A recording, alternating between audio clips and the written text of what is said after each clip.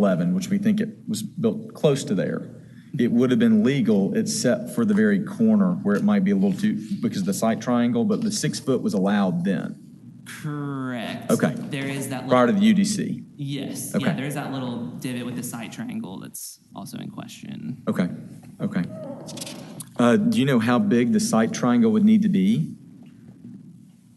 Per the UDC, I was looking around, and it's a little hard to read. Sure. I believe it was somewhere between 14 and 20 feet, given how you classify the road.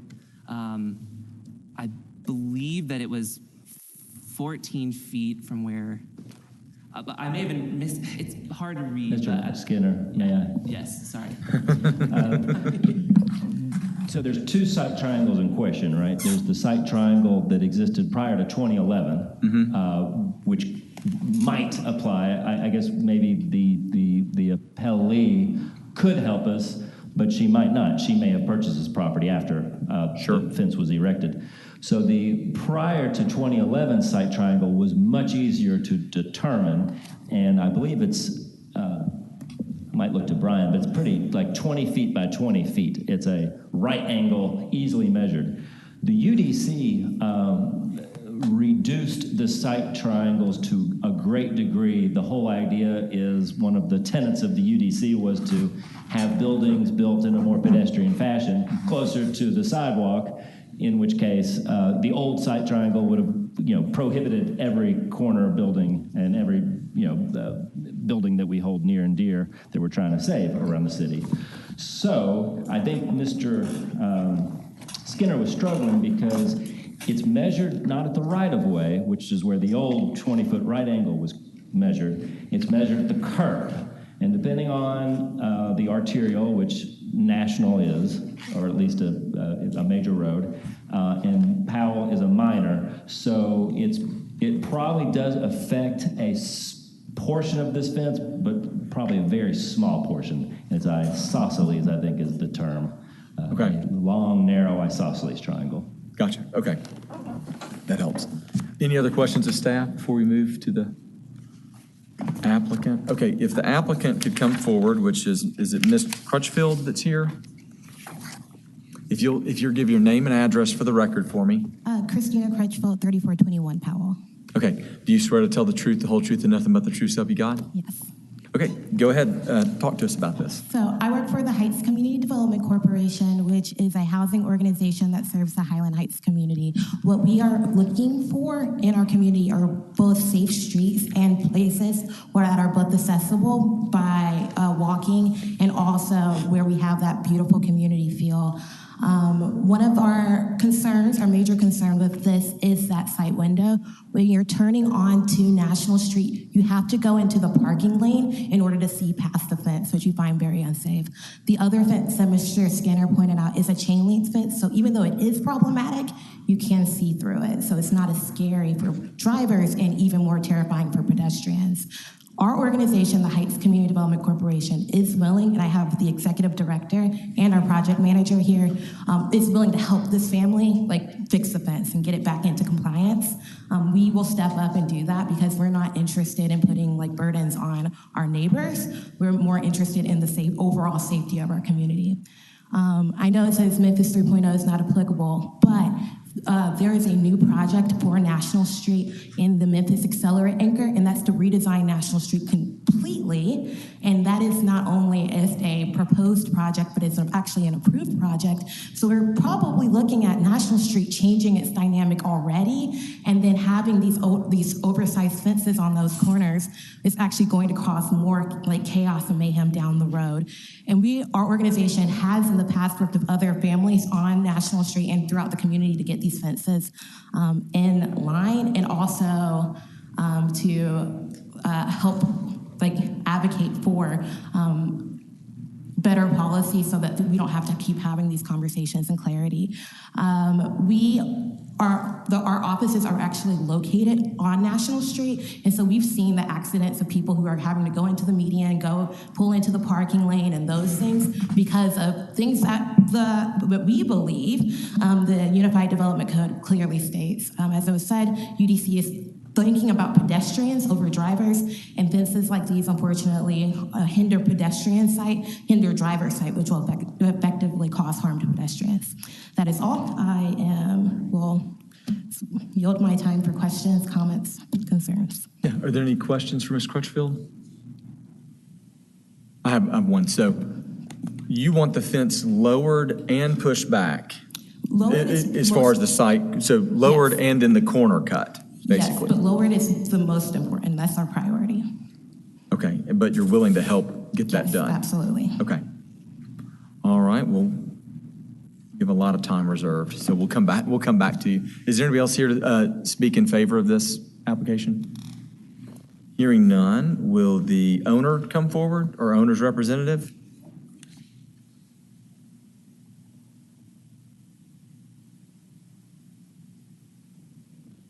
Hi, I'm Stephanie Manzor, and I am a relative of Lixa Martinez, who is the owner of the property. The reason why she wanted... Hold on one second. Can you give both your names and addresses for the record for me real quick? My name is Stephanie Manzor, and I live on 2042 Charles Bryan Road, Memphis, Tennessee, 38133. And then this is Lixa Martinez. She lives on 3400 Powell Avenue. Yeah, okay. Let me swear both y'all in. Do you swear to tell the truth, the whole truth, and nothing but the truth? Yes. Okay, thank you. Okay, go ahead. Sorry to cut you off. It's okay. Yes, as I was saying, she is the owner of the property. The fence has been there, as stated, since before she moved into the house, and she wants the fence up because of her own safety, because there's a lot of burglary in that area, and because of that, people can easily come into her house, and since she is a single mother of two, safety is the main concern. For her fence, she just really wants it high. If it needs to be moved, then it can be, but her main thing is to have it high. And ¿qué más quiere decir usted? No sé qué dijo usted. Bueno, yo pienso que la cerca no le afecta a la comunidad en nada, porque siempre la casa ha tenido esa cerca. Yo lo que necesito y lo que estoy pensando es en la seguridad mía y en la de mis hijos. Y entonces yo nunca he tenido problemas con la comunidad en todos los años que tengo de vivir ahí, y no entiendo qué quieren ver adentro de mi casa la comunidad, porque yo no les tengo nada ahí para que ellos quieran estar viendo para adentro de mi casa. Okay, she doesn't understand why there's been a problem now if the fence has been up since 2011, why there's a problem going on now with the fence if it's been there prior to her. And she says that she's willing to work with the community, but that she does want to keep up the fence for safety, and that she doesn't understand how that is a violation, how is a violation aside from the fact that it's too high, how the traffic is affected, like stated in the report. She doesn't understand that part. Entonces, y también por los problemas que yo tengo, mis hijos y yo estamos en peligro, por eso yo estoy haciendo la cerca, volviéndola a reparar por la seguridad mía y de mis hijos, porque yo estoy en amenaza de muerte. Dile tú, yo tengo ahí las pruebas porque el padre de mis hijos me quiso matar. Okay, and she has had a troubled past with her past husband, and he was a threat to her. That's why the fence is a big safety for her. And like I stated, she is a single mother of two. And yes, just the fence, she wants it to stay high. Okay, let me ask you, when did she move in or buy the house? Hace como 6 años. Around 6 years ago. Okay. All right. Any other questions or comments of the board?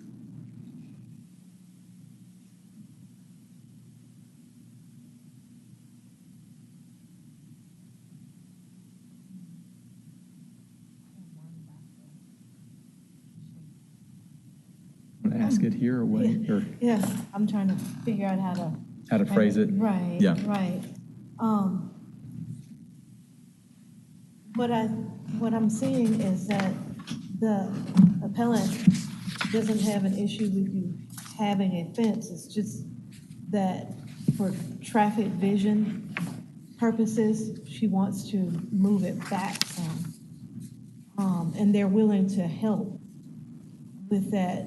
Have you noticed accidents or, vehicle or any other accidents at your property? ¿En esa área enfrente de su casa?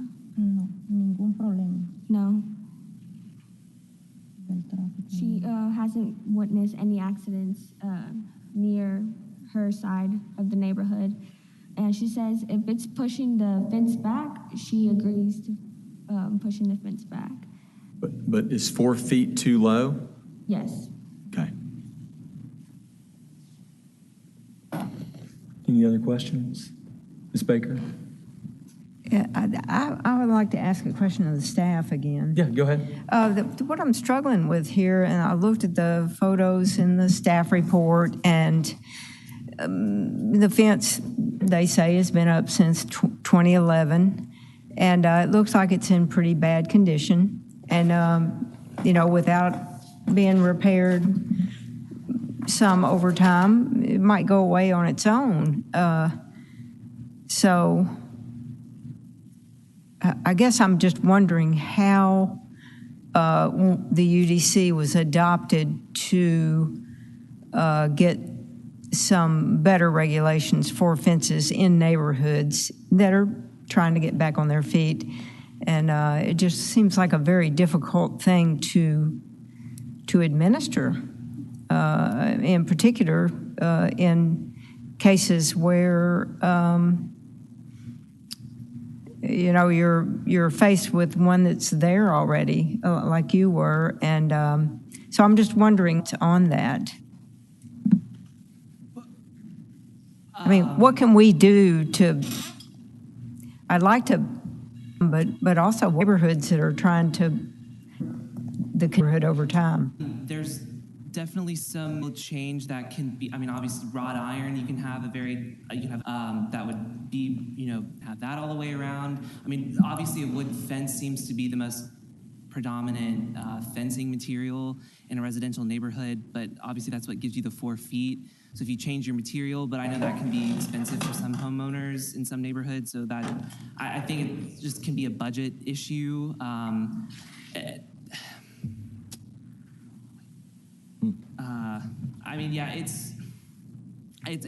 agree. It's hard to.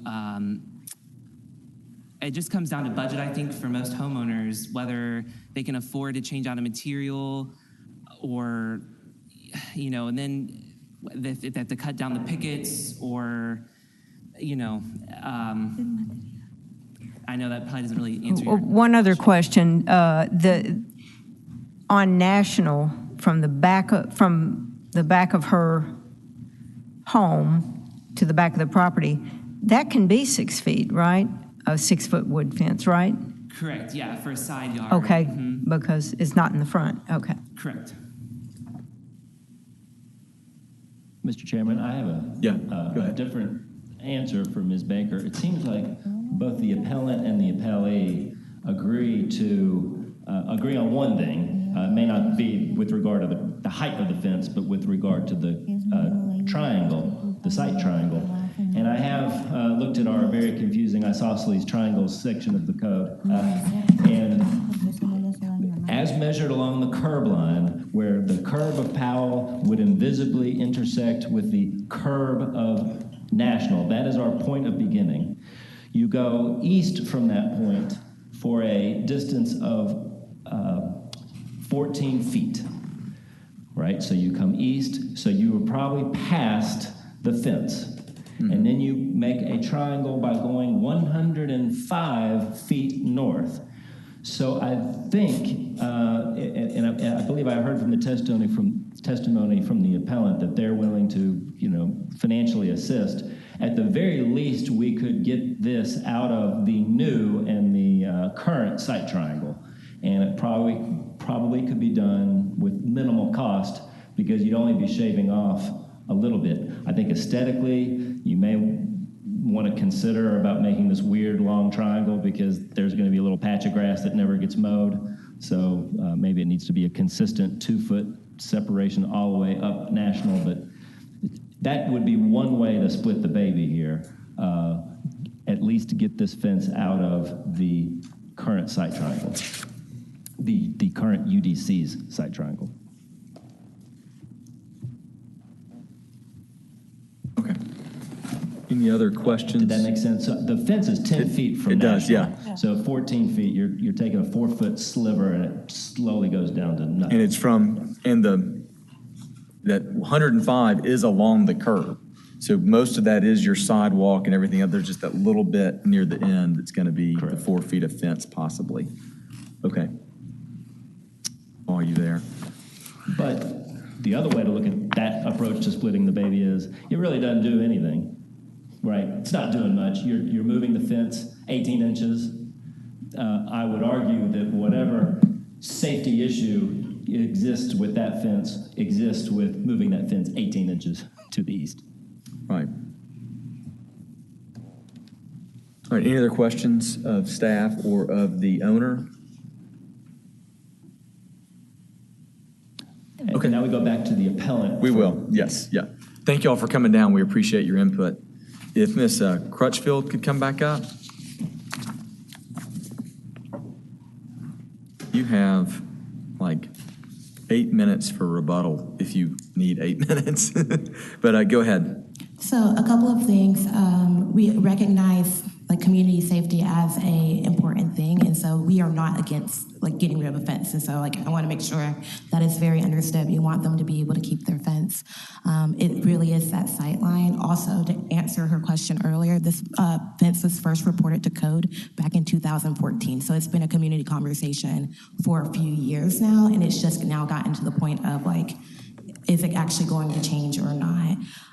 I believe those are actually my only other comments. Yeah, I think that's it, unless you have other questions. So you would be, even if all we do is move it, do the sight line, y'all be willing to help do that? We would, yeah. Okay.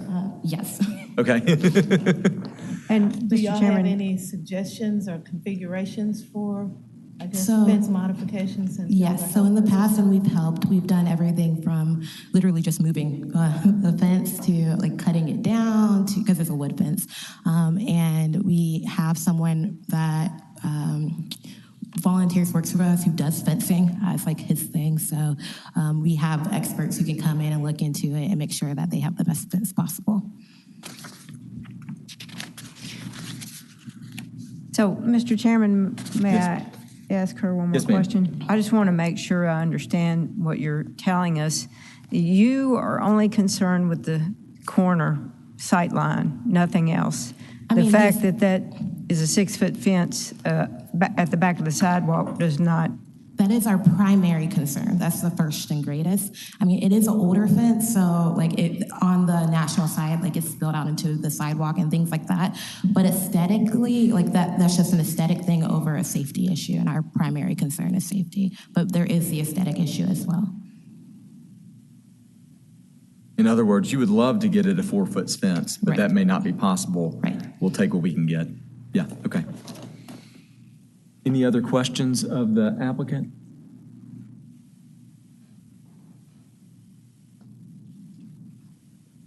All right, hearing none. Thank you so much. With that, I assume you guys are ready to vote. So is there a motion to, what are we voting on here? Are we still voting to approve, Josh? Or is our motion going to be to, You help me with that? Your flat motion or your starting point Yeah. will be to approve the appeal, which would overturn our approval of the administrative deviation. And you can condition that from there, but that's where you would start. okay, so is there a motion to approve the appeal? So moved. Second. Is there any discussion? So Mr. this, yes, sir, yes, ma'am, go ahead. I'm concerned about, I don't want to override the regulations, and I don't know how we're going to be able to do that, but I'm going to just throw out a possible condition that we would say that the existing fence must be moved back or reduced to 4 feet by 2026. That'll give them 5 years. Because I don't see that fence lasting more than 5 more years. Where would he move back to? She can either, well, that's right, because it would have to be at the building line, have to be moved that far back. Never have the 6 foot in the front. Yeah, under so current I would code. say the fence would have to be brought into conformance by 2026. Okay. That would be my motion, without putting any specifics as to how they do it. Mm-hmm. And if they didn't want to do it at that time, they could come back and request to not do it and present an option at that time. Again, options 2 for, like, the problem with it being 6 feet is that it's site-proof, as opposed to a wrought iron fence that could be 8 feet, correct, Mr. Skinner? Right where it is. Okay. It's just the cost of it, I would Sure, think yeah, would absolutely. be prohibitive. Yeah. But they would have an opportunity to do that after 5 years, Mm-hmm. if that's how they wanted to resolve it. Or someone else who might own the house then wanted to resolve it. Okay. Any other thoughts on that by anyone else? Mr. Jackson? I agree with Ms. Baker. I think that having a 6-foot site-proof fence in the front yard is clearly an issue, especially if it's a wooden fence. When you look at the aesthetic value of a neighborhood trying to come back, that does not send the message you want to send. And the UDC addresses that very clearly. On the other side of the coin, you have to take under consideration the people who live there and what they want as well. But I think Ms. Baker's idea is a really good one. By 2026, that situation has to be rectified. And therefore, if the fence doesn't last that long and they want to do something other than what the UDC says, they come back for a variance. And you don't come back for a variance, then you meet what the UDC says. Mm-hmm. Period. I think that's probably about the best compromise we could get without being intrusive to residents that's living there. And just so I understand, that would give them, like right now, nothing would have to be done, like at all. Like even the pushing back to be in the UDC site triangle, which is, like we talked about, maybe not a big gain on that. I'm sorry. Can I Agree with that? Yeah, go ahead. The, Yeah, yes, the ma'am. problem with doing that, to me, would be it would be going to a heck of a lot of trouble without really doing anything. I don't disagree And with that. look Yep. strange, too. Okay. Mr. Whitehead, you're always really good at making the stuff we say up here sound like a good condition for our motion. I bet you've already written something down. Well, I wrote down what Ms. Baker said. This fence shall be brought into conformance with the zoning code by July 28th, 2026. That sounds good. Any other comments?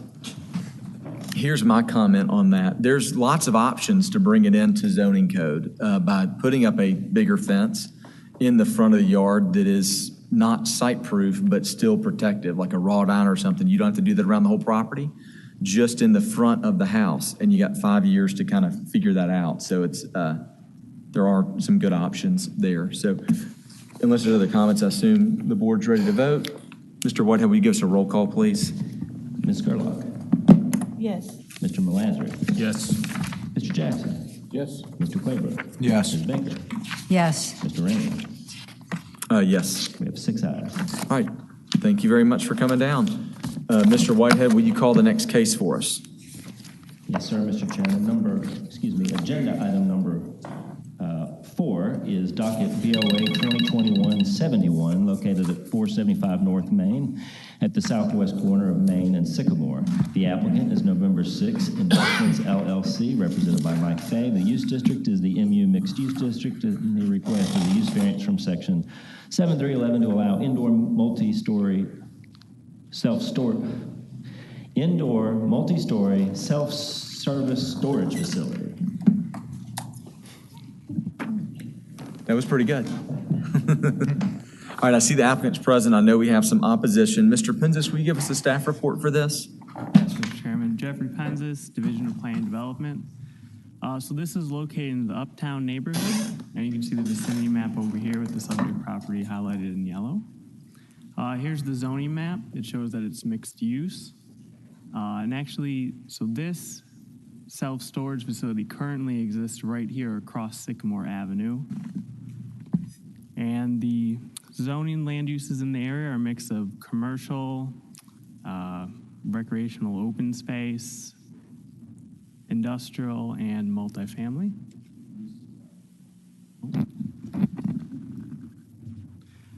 This is a view of the subject property from North Main Street looking west. The site is currently a surface parking lot.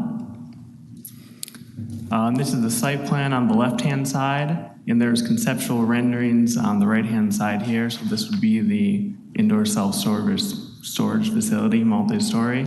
And this is actually a conceptual redevelopment of the existing self-storage facility, which is on the old Greyhound bus station stop, because part of this is actually to relocate them off of this site so that it can be redeveloped. So this is consistent with the Members 3.0 plan, which shows this as an anchor neighborhood urban and accelerate. It's consistent with the form characteristics since they will be building a new building up on the street.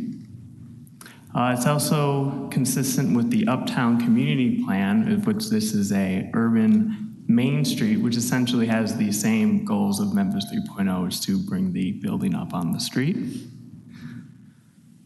So then also as conditioned, staff has the applicant is required to submit a revised site plan taking into account the Greyhound Bus Depot site. Essentially that site already has a variance on it, which allowed the self-storage facility there. So as part of this, that revised site plan would make that have to have uses by right per the underlying zoning district. So essentially they couldn't have self-storage on both facilities. And the granting of this variance will not cause substantial detriment to the public good, nor will it substantially impair the intent and purpose of an adopted plan or code, nor will it be injurious to the neighborhood or the general welfare, and it will be in harmony with the purpose and intent of the development code. So with that, staff recommends approval with 2 conditions. Thank you, Mr. Chairman. And Mr. Chairman, if I may reiterate one comment that Mr. Penzis made. Mr. Penzis, could you go to an aerial photograph? Mr. Penzis and I struggled with this last week as we composed the staff report. The Greyhound site, which is to the north of the subject site, the current home of the self-storage, the indoor multi-story self-storage, mini-storage facility, because that variances run with the land. And we wanted to prevent the scenario in which this variance could be approved, and without that one, any guarantee of that one, the trade-off occurring, then we have 2 self-storage facilities. So that last condition that Mr. Penzis articulated is important because we're going to require that the site, quote unquote, that this body is approving be expanded to encompass the Greyhound site, and then condition that large site as having the home of 1 self-storage facility, the current, the southern part, and then the northern part, once that is built, will be reverted to by right uses only, by right uses in the MU district. So that's how we crack that walnut, we think. Okay. Thank you, sir. Are there any questions of staff? Mary? Just a question for Mr. Whitehead. Why not just revoke the site that's already approved? It would be effectively revoked with this approval. That would be another way to do it. Okay. Now, the bylaws of this body allow for a revocation of a variance, but you have to go to this citation process. It's called a show cause hearing. We just thought that since we had them before us, we could do it this way, but that would be another way, I suppose. Okay. Any other questions of staff?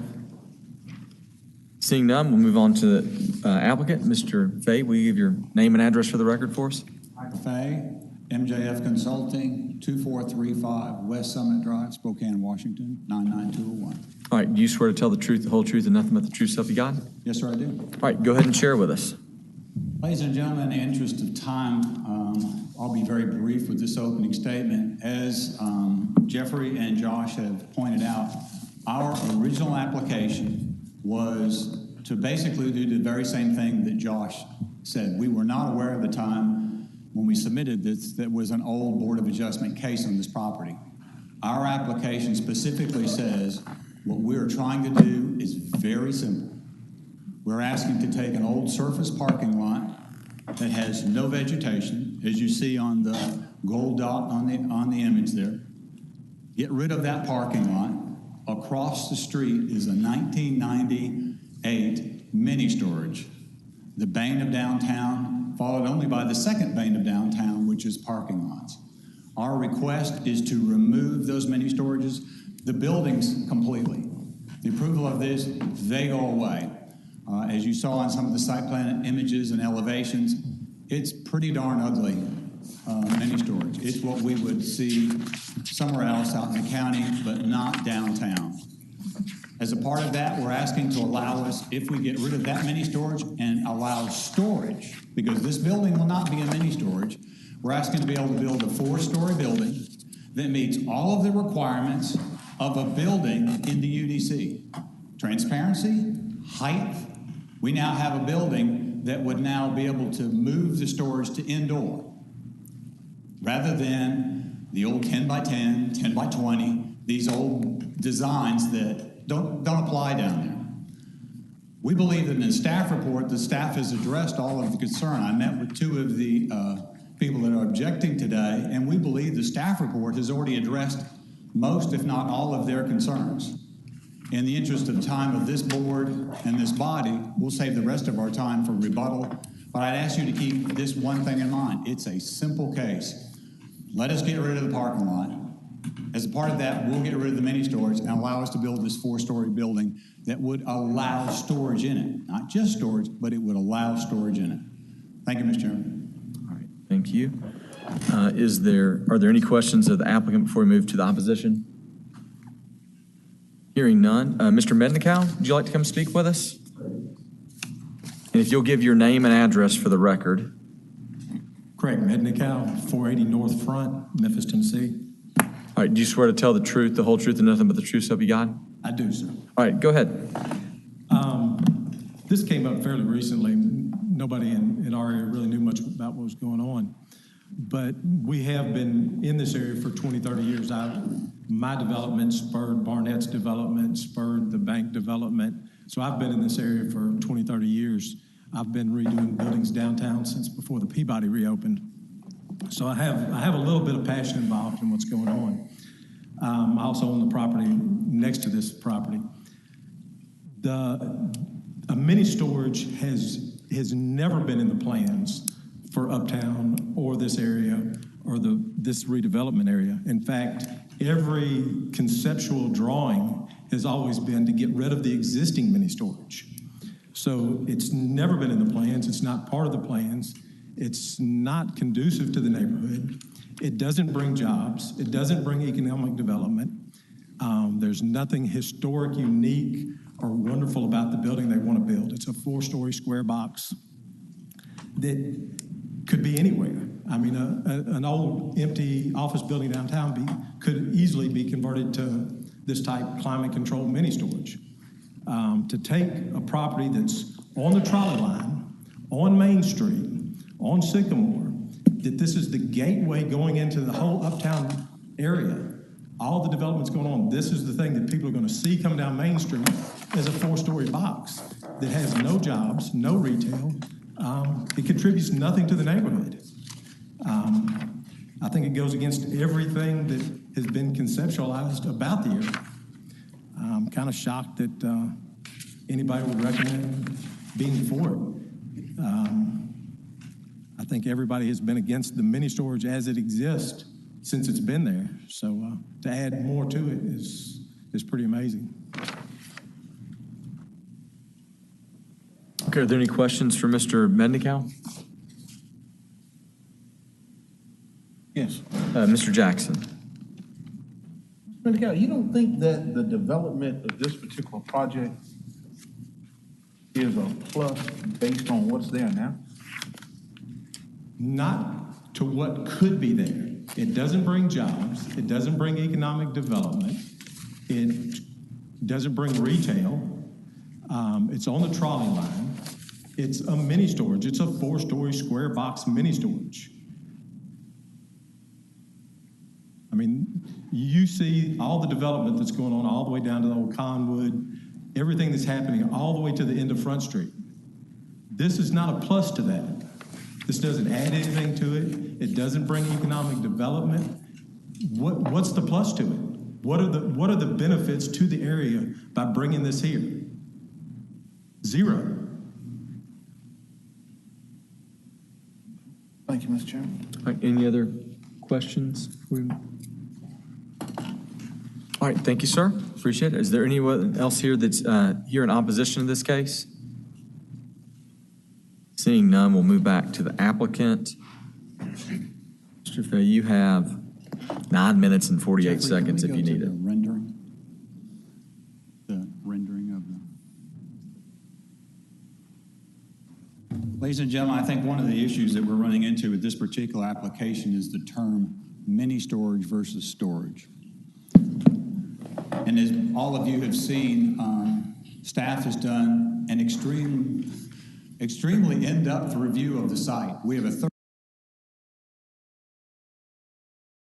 32-page report that shows the impact in the neighborhood. Is it sustainable? What are all these staff went through every one of the requirements that we would think you would want to look through, and we appreciate Mr. Penz's interest in trying to make sure that we covered all these items. 3 months ago, we got together with staff with a proposed site plan and asked them to take a look at what the concept was. Staff gave us feedback, and we redesigned the building, redesigned the site plan, and came back with the design you see today. The first thing we want to do, ladies and gentlemen, was make sure that the building that you see today meets the requirements of the UDC and for a building being in the Uptown District. Transparency, setbacks, height, all of those typical things that may come up in this district have already been addressed. We're not asking for those.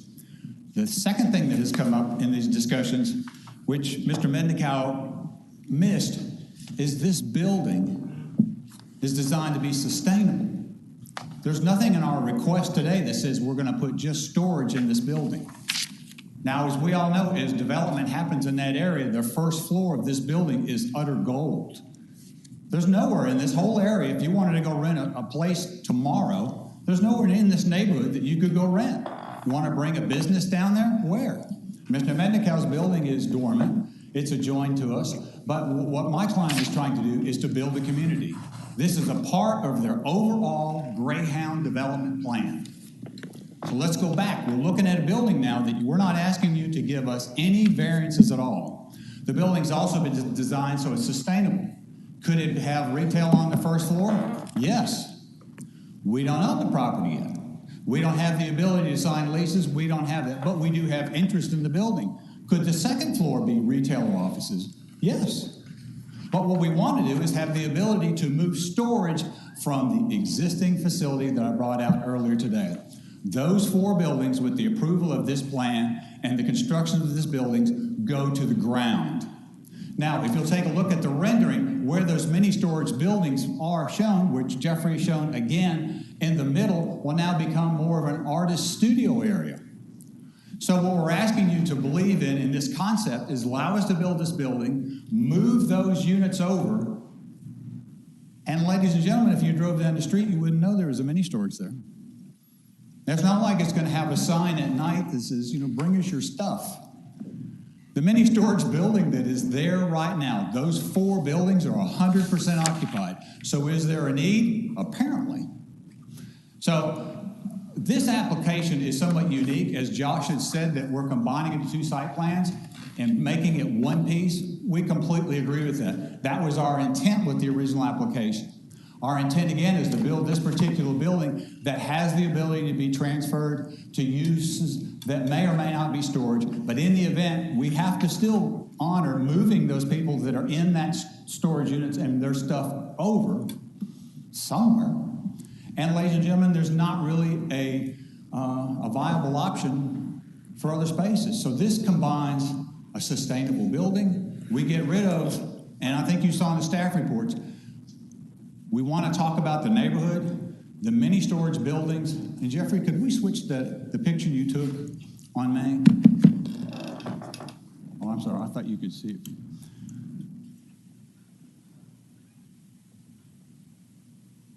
Ladies and gentlemen, that's what we're talking about. Look, if you look over on the right side, you see those really beautiful orange doors?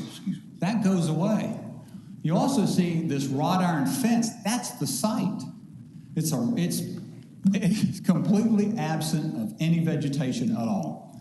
So when we look at the impact on the neighborhood, it's our belief that by building this building, we start a new phase in there. We create an anchor, which is the intent of Memphis 3.0. We also create something else. We create the ability for this board and other agencies to say, hey, if you're going to build down here, make sure they're sustainable. Make sure that there are other uses that can go in this building. And we've done that before we brought the application to you. Mr. Chairman, I hope you all look at this favorably. I'll be happy to answer any of your questions. All right, thank you, sir. Are there any questions for the applicant? Seeing none, thank you, sir. Mr. Chairman? Oh, yeah, go ahead. I have a question for staff. Yes, ma'am. Is this a use variance? Yes. Thank you. Any other questions of staff before we have a motion? All right, then would someone like to give a motion to approve BOA 2021-71 as a condition by staff? So moved. Second. All right, is there any discussion? Yes, ma'am. Yes, ma'am. For some reason, I have trouble turning that thing off, on and off. I can't support this application. I don't think it meets the Unified Development Code requirements for approval of use variance. I mean, you think about what is required of use variance. You're supposed to have a piece of property that has an unusual physical condition. And you look at this property, and it's just a flat piece of property. Yeah, it has some pavement on it, but compared with the other properties around it, it's probably easier to redevelop because you really don't have to move anything off of it. And I sure can't look at any of it that says, it's different.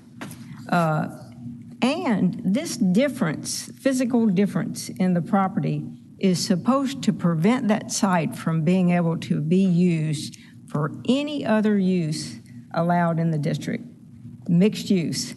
So I went back and I looked at, all the uses allowed in mixed use, and I mean, it's just almost everything. It's hard to see how this property could not be used for one of the uses permitted in the mixed-use district.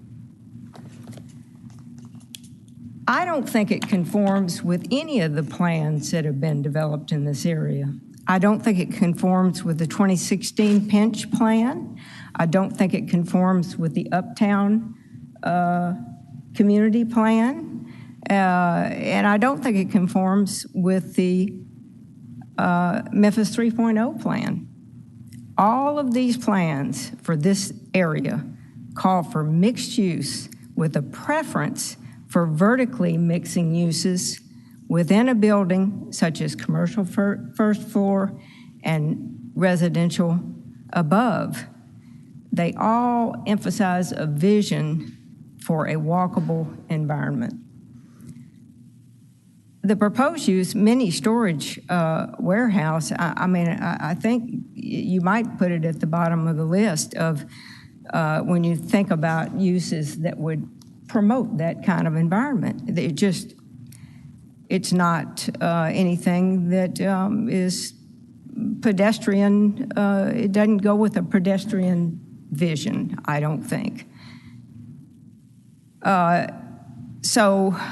Take all that together, it doesn't meet the requirements in the UDC. That's basic. It doesn't conform with the other plans, and it really just is not something that fits into the vision of a walkable area. So I can't support this application. Mr. Jackson. I'd like to hear from staff as to how you feel like this development does warrant the approval with the conditions.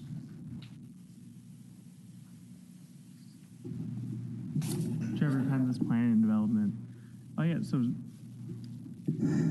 I felt that it warranted the approval because it gets the building form and characteristics that they're looking for in both the Uptown community plan and also the Memphis 3.0 plan.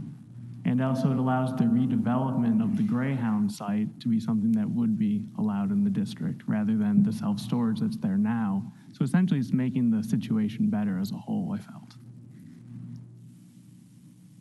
And where do you find the hardship in it to provide the basis for the use? So I just defer to the applicant's responses to the questions, which are found in pages 27 and 28 of the report. And also, I guess the additional fact that it is a surface parking lot, which I believe is a non-conforming use, and it hasn't been redeveloped in this time for anything else.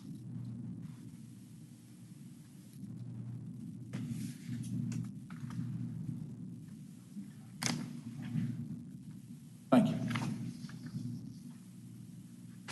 Any other comments or discussion? Yeah. Carson? Mr. Chairman, so I see Mary's point and Mr. Jackson's point, but I also see Mr. Penz's point that there is storage there right now, and it is clearly tacky. I mean, not what you want in the overall plan to move forward in that neighborhood. And I agree. It's not as cut and dry, but they are moving and improving the storage in order to make room for what looks to be a pretty interesting and cool mixed-use development in this neighborhood of an old historic building. So I don't know, it's not as cut and dry for me, I guess. So my thought on it, like you're saying, Carson, is I was thinking as far as to address Mary's question of how I was thinking about it, was that I have this whole site that includes the Greyhound now that is stuck with a mini storage, stuck with leases on it. They've got to do something in order to do that.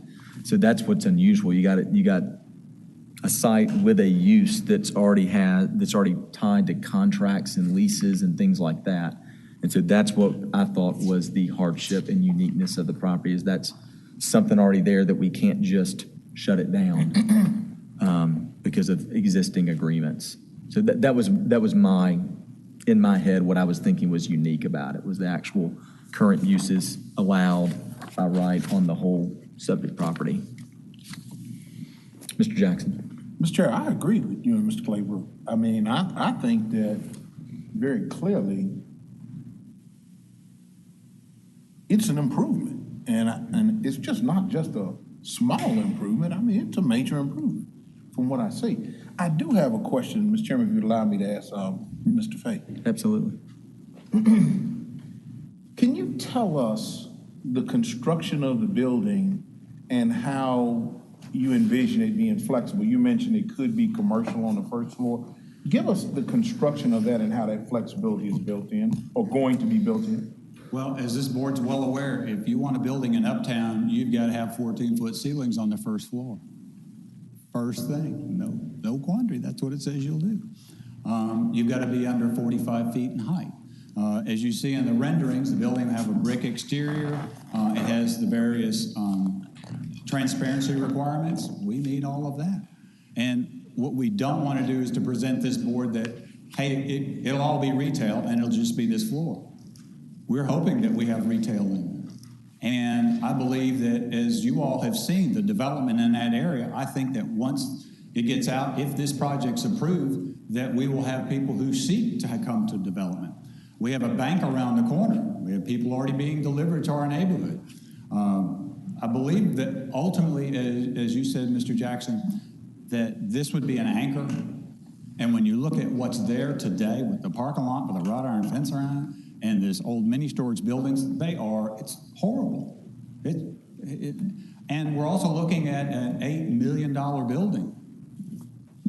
That's an investment in the neighborhood. Thank you. Any other comments? I Go got a ahead. quick question too. With it having the option for retail or some future development, is there a vision to where you would move the self-storage that you would, I guess, temporarily house there? Where would that go? The self-storage that's existing today, we would demolish those buildings, and that all the articles that are in that building would get moved to the upper floors or into that building. It is demolish that and move those contents there. One of the things that's unusual on this site is that even though it might be a 10 by 20, there might be 8 people renting space in that unit. So there's not the need for these carloads of stuff that you might see in other mini storages. There's a need for downtown.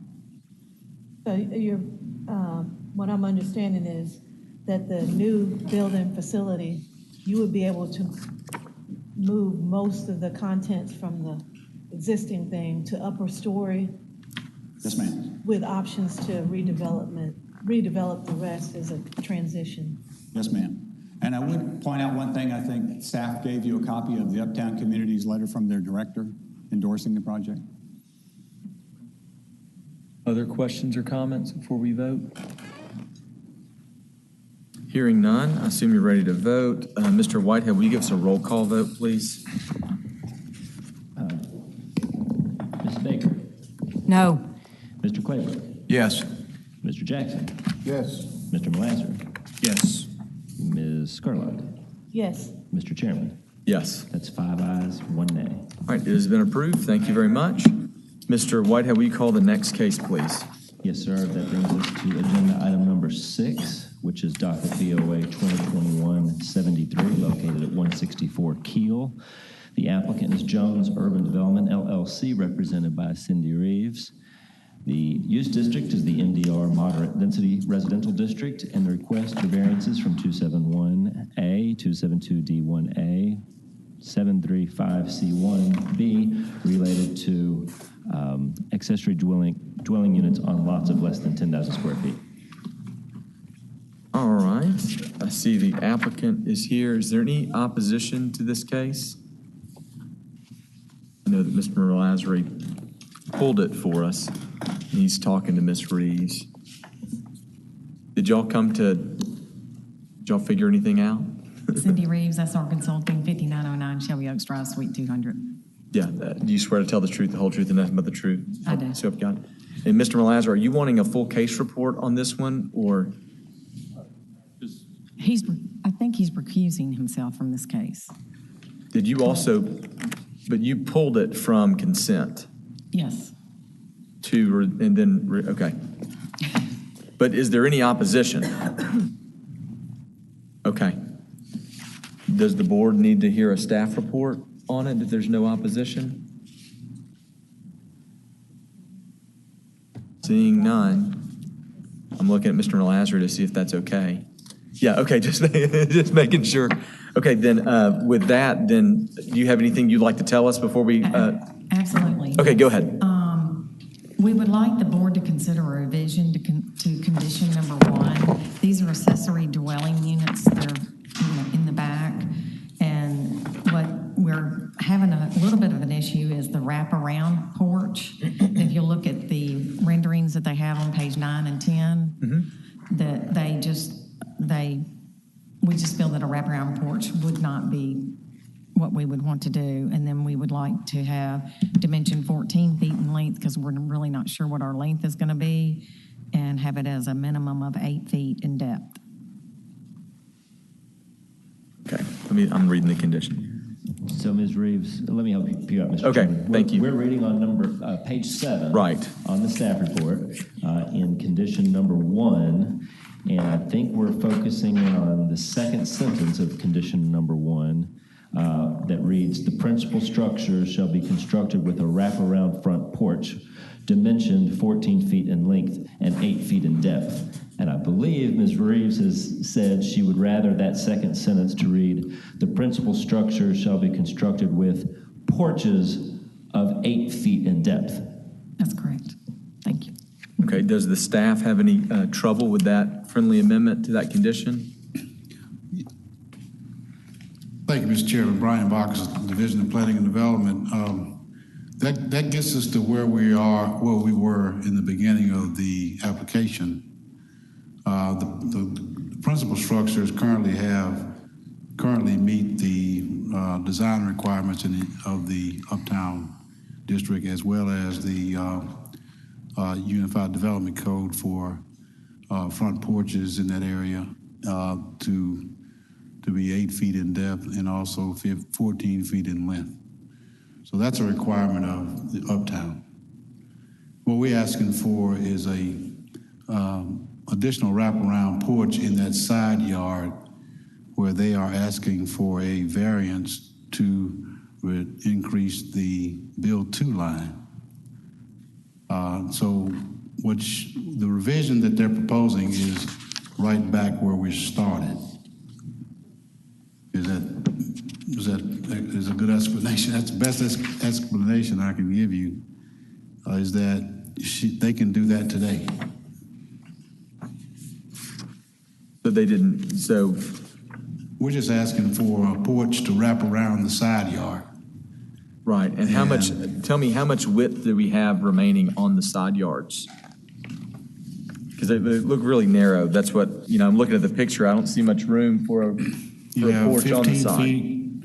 On lot 1, you have 15 feet. On lot 4, you have 17. Okay, I see what you're saying. And in essence, what it does is it takes this porch and places it right here. That's all it does. And the same thing here, it takes this porch and places it right here. So it doesn't have to go down the side of the house, it just has to extend out to the side, is what you're saying? It will, let's see, 8 feet. The depth will not change, it's just the length.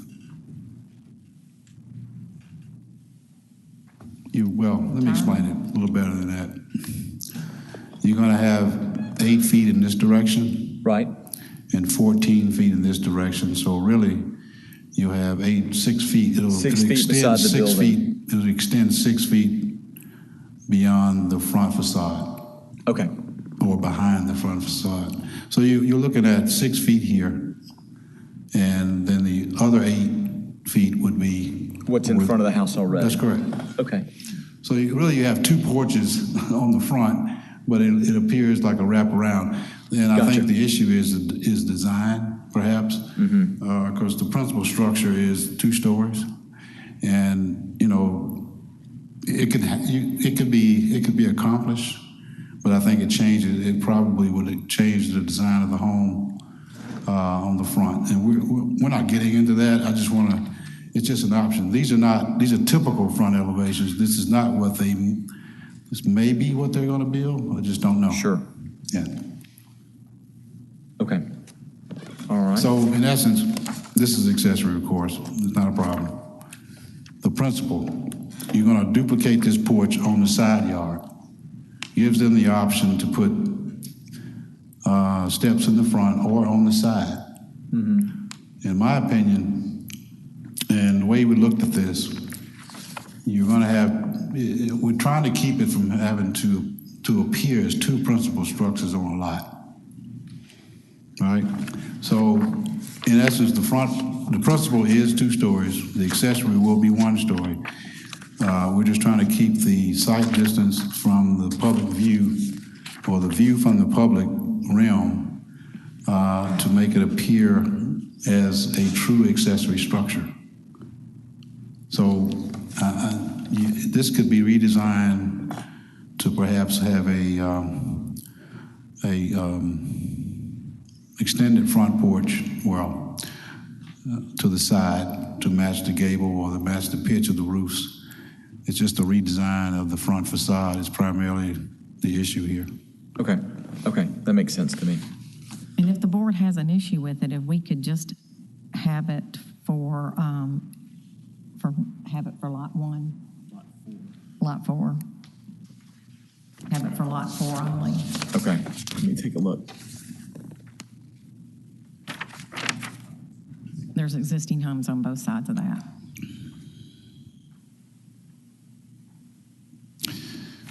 Can I respond to that, Mr. Chairman? Yes, sir.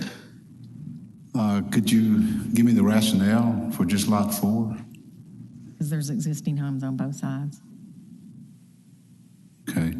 Whereas lot 1 does not have existing homes. Yeah. I was just thinking lot 1 would probably be more appropriate because you have parking on that side.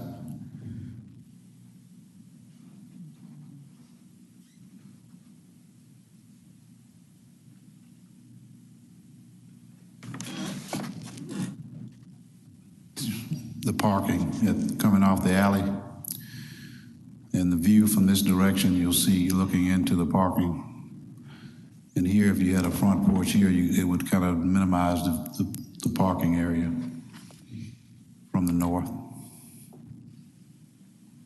So Brian, what you're saying is the total length of the porch would be 14 feet, so you would have 8 and 6. Well, the porch dimension would remain the same, but when you line it up here, if you look at the screen here, if you line it up with where the proposed front porch will be, then you have, it will extend out 8 feet in this direction and 14 feet in this direction. So the portion of the porch that will be unopened will be against the house, which would be 6 feet. This area is not open. It's kind of hard to envision here, but I think some of the board members may understand what I'm saying. You got a porch that's 8 by 14. So if you extend the porch from the north facade or the north elevation, you extend it out 8 feet. In this direction, it will be 14 feet. So from this corner, you only have really 6 feet of unopened space, which is, you're just creating another porch, the same porch on the side. That's all you're doing. But it'll be continuous. Just a wraparound porch. But the roof, you may have to redesign your roof, or you could do a shed roof front porch on that side. It could be done.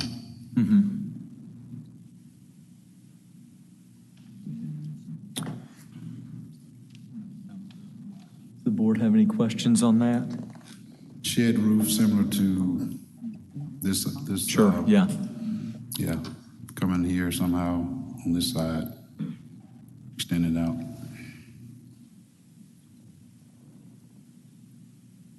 Show me that again, Ron. I didn't see it. A shed roof, just a shed roof front porch on this side to match the same pitch as this gable. But Mr. Box, but it would be on the other side, really, right? On the street side?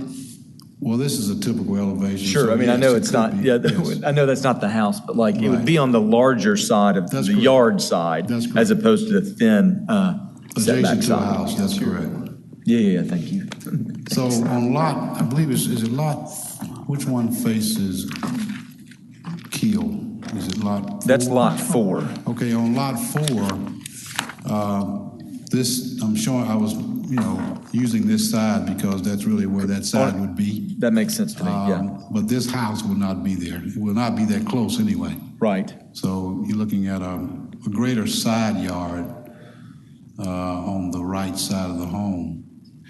You could do a shed roof porch and extend this porch the same dimension around the corner. And you have an option to either put your stairs on the front or on the side.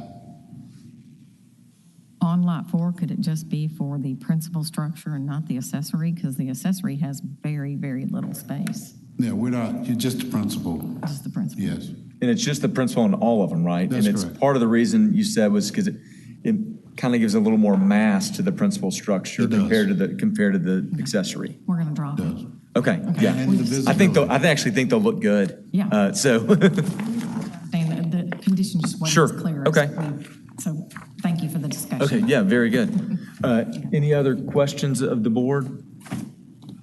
With that, I assume y'all are ready to vote on, if we can get a motion to approve BOA 21-73 as conditioned by staff?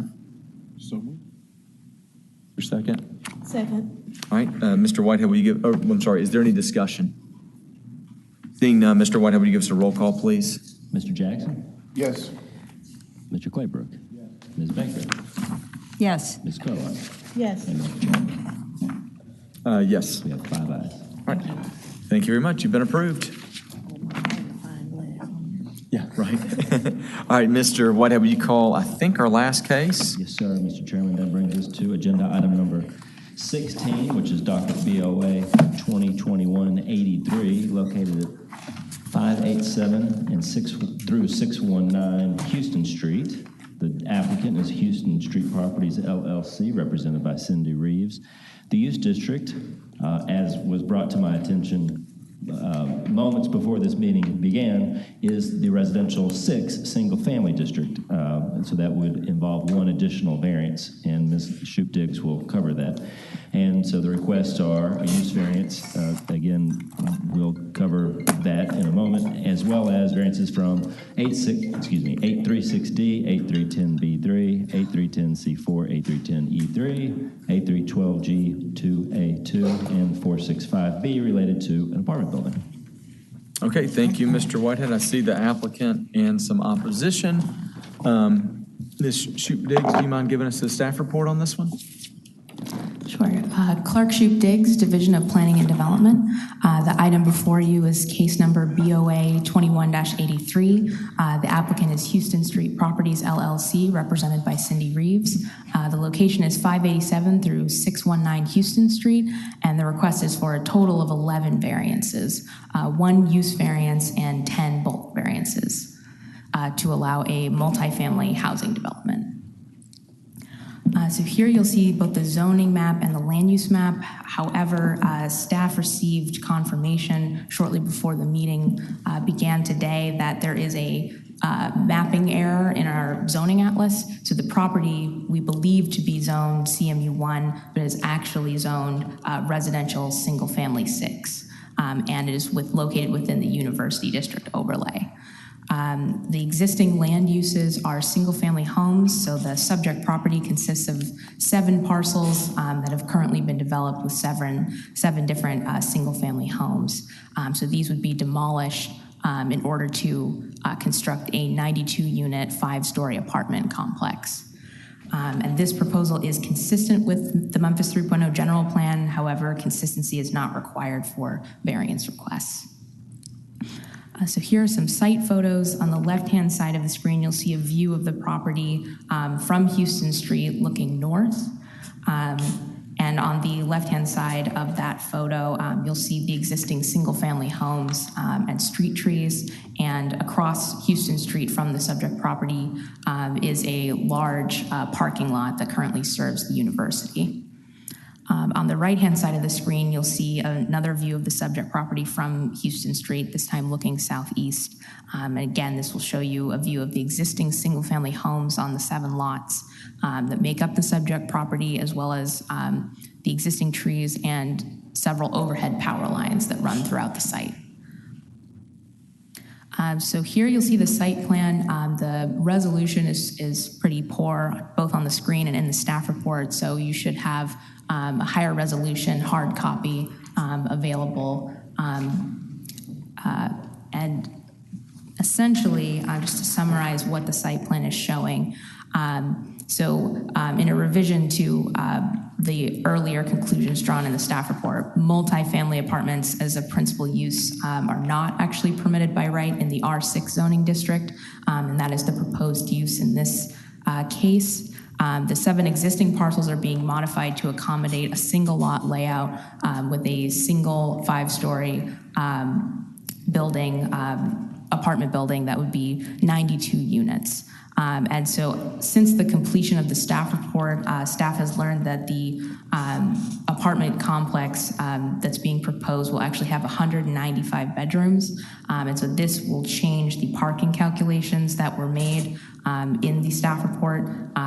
Initially, staff calculated the total parking spaces required at 46 based on the requirements of the University District overlay. However, given that the applicant is proposing to provide 195 bedrooms, then 98 spaces would be required, and 96 spaces with 5 additional accessible spaces for a total of 101 on-site parking spaces are being provided under this proposed development, with 114 total spaces, including 13 on-street spaces.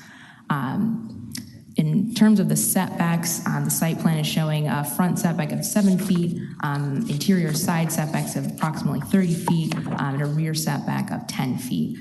The parking setbacks, which are also subject to the variance approval, because typically the parking setbacks required under the University District overlay would be 10 feet on the portions of the property that are abutting single-family residential. But the applicant is requesting parking setbacks of 1.5 feet and 4 feet on those portions of the site that are abutting single-family residential. In terms of landscaping, the applicant is proposing streetscape plate S3 fronting Houston Street, a 6-foot site-proof perimeter wooden fence along the northwest and south property lines, and 6-foot metal picket fencing along the eastern property lines. The site plan also shows 2 curb cuts along the Houston Street frontage. So some additional aspects of the site plan that may not be clear based on this kind of lower resolution copy here is that there is a proposed monument sign located in the center of the new lot that is proposed to be set back 0 feet from the street and within the 7-foot front building setback.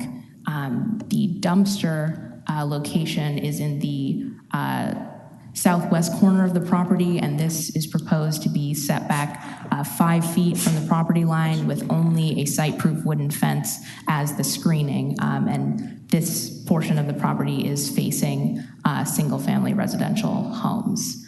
And then you'll see 2 separate parking areas, so one in the southern portion of the site and one to the north. And then just to the north of this site, it's also important to note there is an existing multifamily development, the Gather on Southern, that it has a similar site layout as well.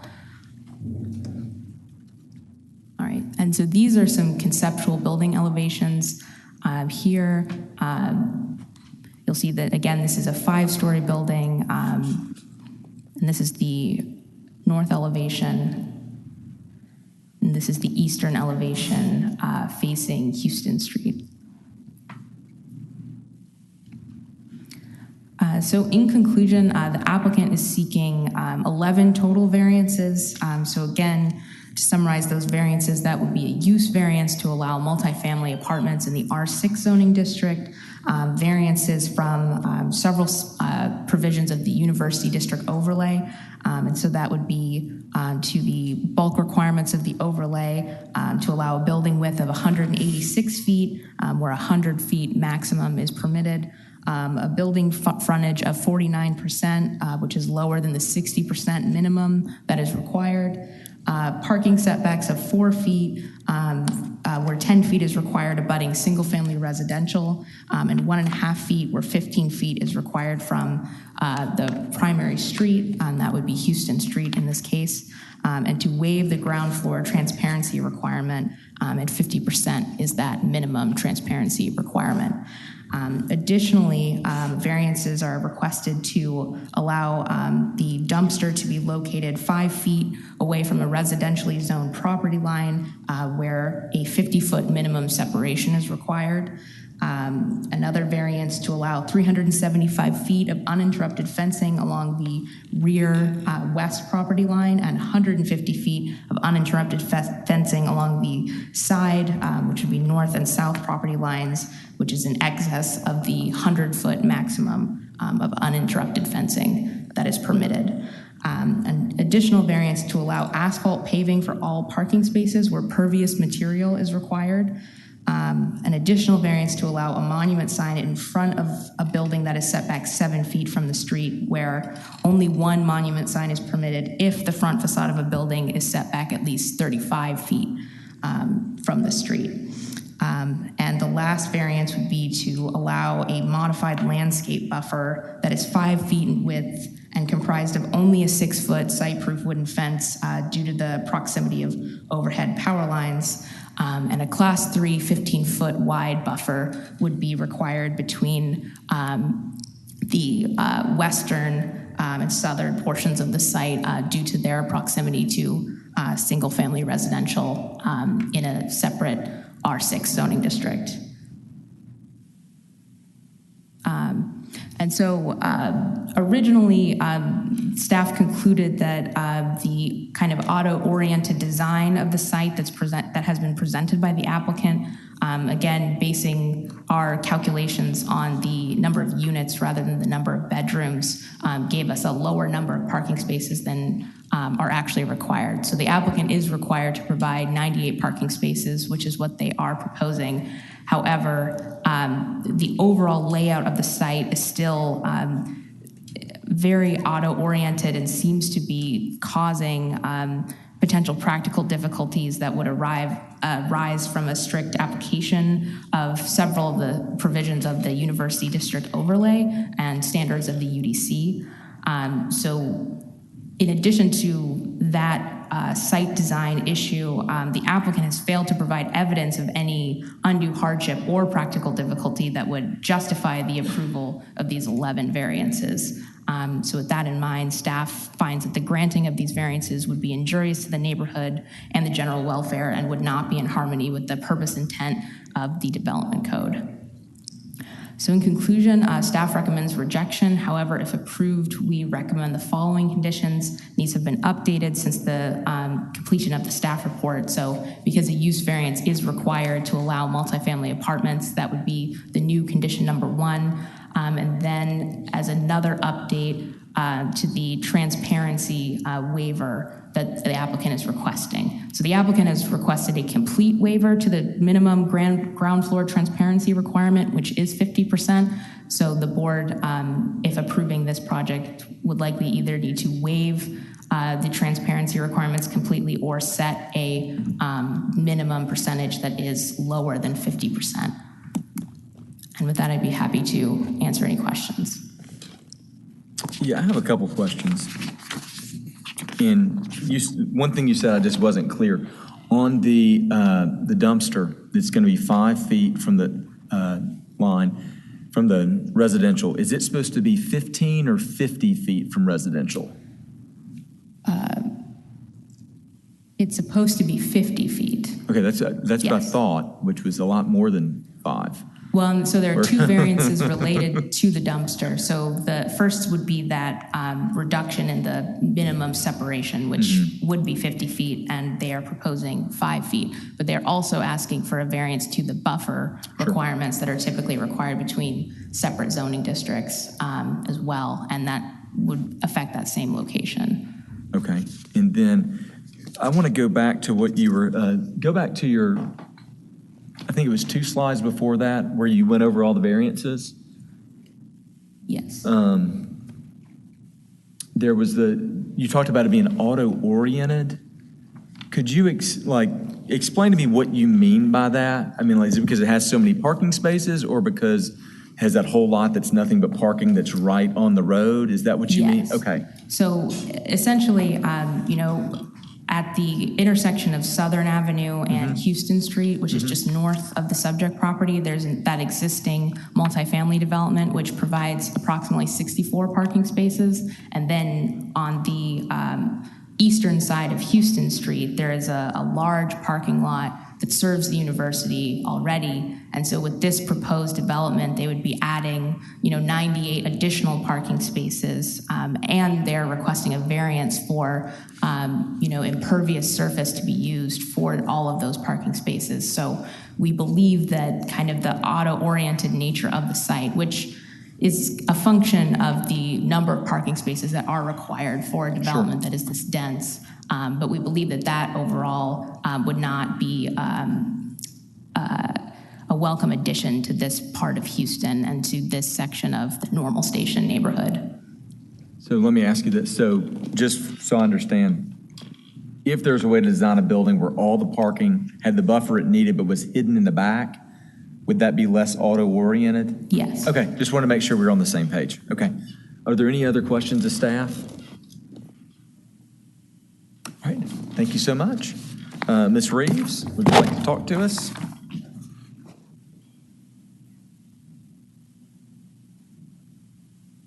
Cindy Reeves, SR Consulting, 5909 Shelby Oaks Drive, Suite 200. This is a better rendering of our elevation, and I also have Victor here with LRK so that he can answer any architectural questions. This has been an extremely difficult site to design.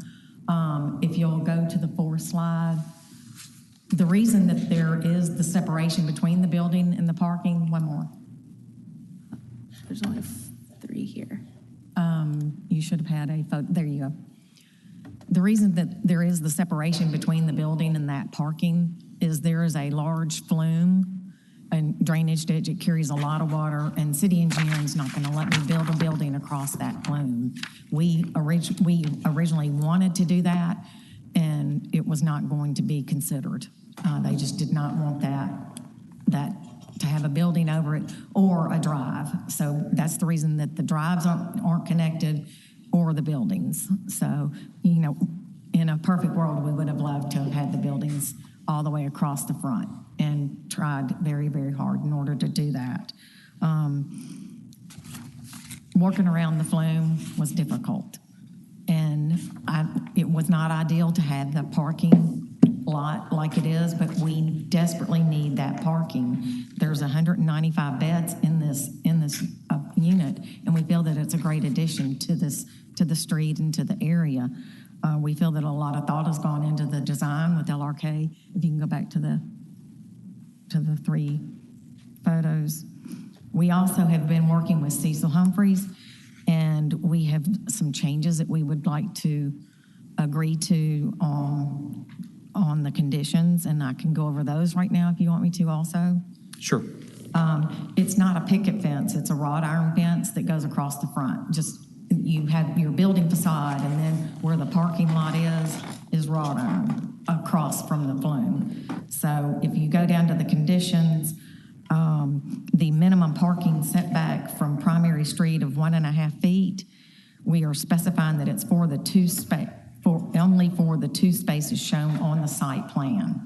So there's only 2 spaces that need that variance. So we're going to be very specific that variance would be just for the 2 spaces. The minimum ground floor transparency, we have recalculated it. It is at 36.1%. And if you'll look at the elevations have an illusion of having a lot more transparency than what we are calculating. And I don't know for sure we're calculating wrong, but it has, an appearance of a lot more transparency than what we're calculating. But we wanted to be specific instead of just asking for a blanket waiver of 50% to go to 36.1% of the transparency. The trash collection service, we have come to an agreement to relocate that. And so if you'll go to the site plan, I'm sorry to keep going all over the place. We are now going to have the trash, if you'll go over to right there, where the island is that you were at with your arrow, that island will have, this island, yes. We're going to have the trash angled in there, and that would give a 24-foot separation from the residential. The monument sign is permitted fronting Houston Street set back a minimum of 0 feet in accordance with the UDC. That means basically we're not asking for any other variance on the monument sign except it could have a 0 foot setback if this is approved. The modified landscape buffer lining the west property line, that eliminates 22 parking spaces, and it really causes a hardship for us to lose those spaces. I think that's all, and I know that you want to go? Yeah. Oh, also the flume, the swell, it goes straight down our property line, and then it goes to the back of our property. So you've got a lot of separation between our property line, the drainage flume that is on the west side of our property, and the existing home is over 90 feet. Well, the trash to the existing homes to the west is about 90 feet. Okay. So the existing houses are not just abutting the back of the property.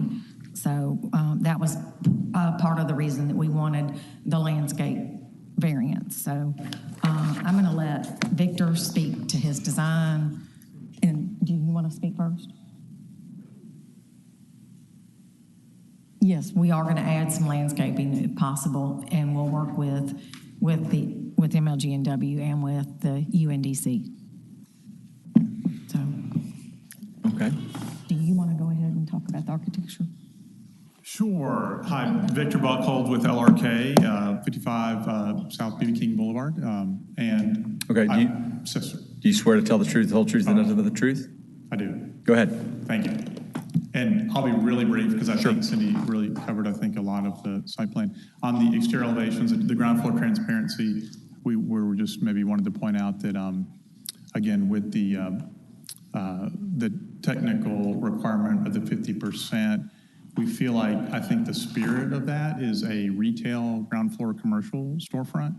And being residential, we feel like, well, again, within the Unified Development Code, that normally is with 20% requirement. And so we feel like that the ground floor, as we've conceptualized it being primarily residential and residential stoops, that the 36 exceeds that general thought of the 20%. Again, considering that we're not ground floor commercial retail in that area, being across the street from the parking lot. So that was really maybe the primary thing to point out, but I'm here to answer questions about architecture if y'all have any questions about that. Are there any questions for Mr. Architect? All right. Thank you so much. Okay, thank you. Are there any questions is there anybody else here to speak for the applicant? I do, but I'd like for Cecil to also go because Cecil, okay. Correct me if I'm wrong, your letter was not actually in opposition, but. Right now, so are you speaking in opposition or for the applicant? He's neutral. You're neutral? And then I'll have Zach also speak. Okay, I mean, we have 2 minutes and 50 seconds left for the applicant. That's the reason I'm asking, just trying to get people in the right time. Can you be opposition then? Yeah, go for it. You go, Zach. You'll go as opposition.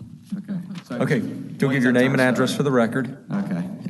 How you doing? My name is Zach Channing, 18381 Long Lake Drive, Boca Raton, Florida. Okay, do you swear to tell the truth, the whole truth, and nothing but the truth? I do. All right, go ahead. So I'm the developer, and this is my third project in the university area. It's one that I'm really, really excited about. And when I first looked at this site, as I look at most sites, can we go to the aerial of, can we stop the time while she's doing that? I stopped it. We all decided who's going to talk. Okay, sorry. Time back. So when I look at an area, when I looked at this site specifically, the first thing that I look at is it a great location? And is it going to be a successful location for the use that I'm intending, which in this case is multifamily? So the first thing I want to point out, which you don't see on this map, but the university just finished building their pedestrian bridge, which starts kind of right across the street from my property, and it goes right into the middle of, it's a little more to the right, but it goes right directly into the center of campus. So pretty much that makes this location the closest location for multifamily to the center of the University of Memphis campus. The second thing is the university just finished building their $30 million state-of-the-art wellness center, which I don't know if anyone has seen pictures of that, but it's incredible. Like, I would go back to be in school to work out there. So I think as far as this location and as far as being multifamily and to serve the university and more grad students, I think it's a really appropriate and good location. The second thing that I look at is the location appropriate for the neighborhood, because the last thing I want is neighbors and to get into a big fight. And originally it was zoned CMU1, and it was zoned for the use, but I just found out a few minutes ago that it's not. So that aside, when I look at the surrounding area, the first thing I look at is the existing apartment complex to the north, which is the Gather. The Gather is a 4-story, 400-plus bed apartment complex, and you compare that to mine's 195, so it's more than double the size of mine, and it goes up 4 stories, about 50 feet. You don't see the parking garage across the street, but the university just built a parking garage that goes up to 5 stories across the street. So my apartment is not going to be the tallest product in the area. The garage is taller than that. And then the last thing I look at is the surrounding area. The surrounding area is mostly, is that my time? Yeah, finish your thought. Okay. The surrounding area is mostly existing apartments built in the 60s and the 70s, and the single-family houses that are there, they're all rented to college kids. So really the neighborhood starts south of Spotswood, where it's more of a neighborhood, and that's why I think it's an appropriate, good location. Okay. Are there any questions for the applicant? Hearing none, thank you much. You'll have 2 minutes to rebut. We'll move on to opposition now. So if Mr. Dewar wants to come and talk to us first.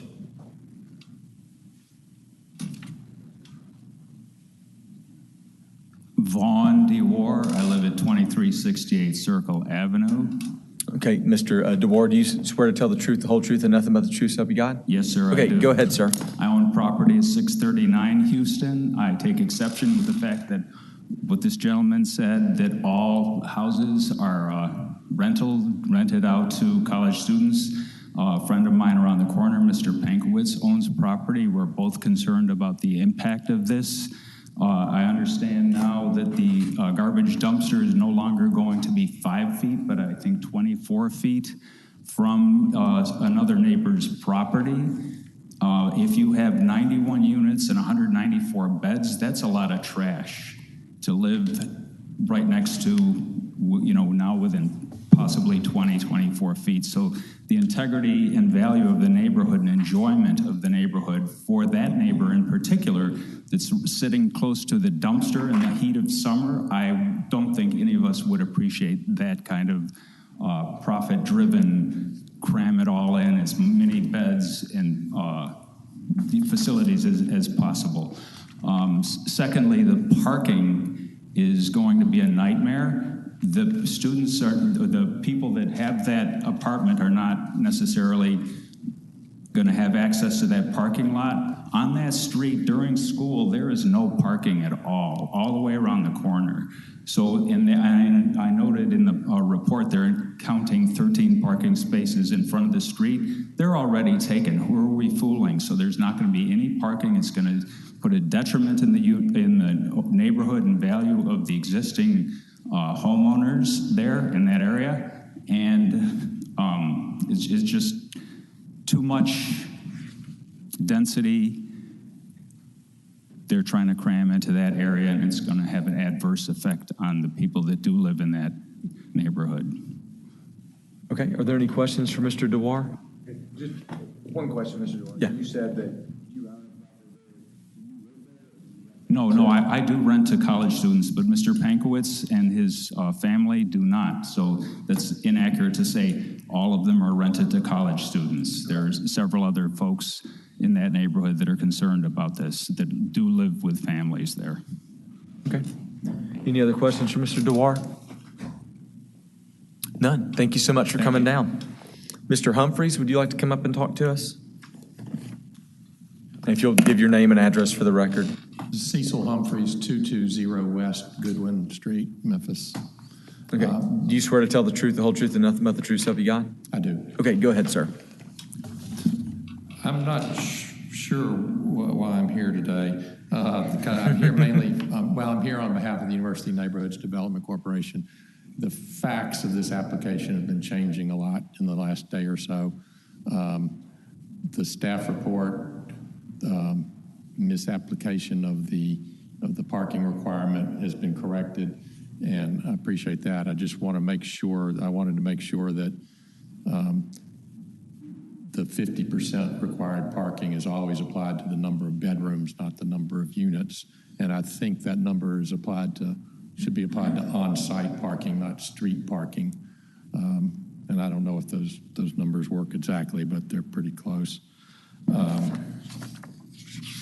Also, in our letter, we had addressed the need for more student housing in the neighborhood, and the only reason we addressed that in our letter was because the application made the statement that additional student housing was needed, and we've been asked by the university to always correct that assertion if given the opportunity, that the university does not feel the need for more student housing, doesn't need it or want it at this point.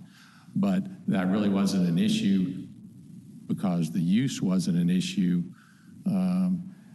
Right before the meeting, we were told that this property is not zoned CMU1, which comes as a surprise when we enacted the university overlay. I have pretty specific memories that side of Houston was zoned CMU1, and Mr. the zoning Humphreys. maps have reflected that ever since. Mr. Chairman, can you stop the clock? Yes. Ms. Shoop-Diggs and I are equally as dumbfounded at a member of the team who's not here asking questions about cases right before the meeting. There's been 2 rezonings on this location within a short period of time. Mr. Saliba is correct. This was downzoned to R6 in 2003. Then it was upzoned in 2009 with the overlay rezoning. So forget what I said earlier and read what's in your staff report because it is zoned CMU1. We apologize, Mr. Chairman. Mr. Saliba will be duly admonished. That might comply with Ms. Baker's recollection of that at the time, too. So, okay. Okay. So anyway, again, our statement about the need for student housing is not really applicable to this other than we wanted to respond to that statement in the zoning application. We also always feel the need to speak up when we disagree with the assertion that there are extraordinary physical conditions on the property, and that finding of fact, which has to be made for each and every variance request. We don't agree with that, that's the case here. There have been other facts that have come to light that were not included in the application, such as the zoning ditch, and also Ms. Reeves has stated that there is another ditch that runs along the west boundary between this property and the other multifamily and single-family homes on the west of this property, which in all honesty do impact some of the setbacks that we might object to. Again, if this board determines that there are extraordinary physical conditions on this property, the conditions that Ms. Reeves mentioned, we did sit in the back and agree that on the west boundary that in addition to the fence on the west boundary, that landscaping would be added to the extent at all possible in accordance with the, or in light of the MLGW easement back there. I don't know if those are overhead lines or underground lines or what. If they're overhead lines, some additional dense landscaping could be put there. The dumpster is in a better place. Yeah, right there. The 2 parking spaces just to the right of that island, I think, are where the dumpster would be. That's better. We'd love to see it 50 feet, but there's need for compromise sometimes.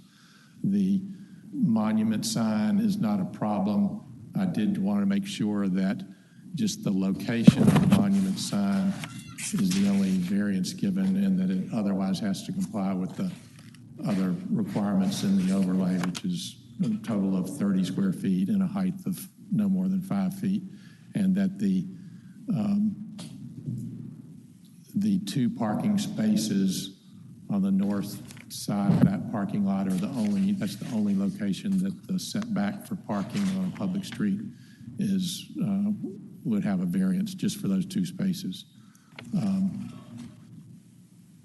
Anyway, again, the facts of this whole thing have been changing quickly, and I just wanted to clarify maybe our position on some things, in case anybody has any questions. Are there any questions for Mr. Humphreys?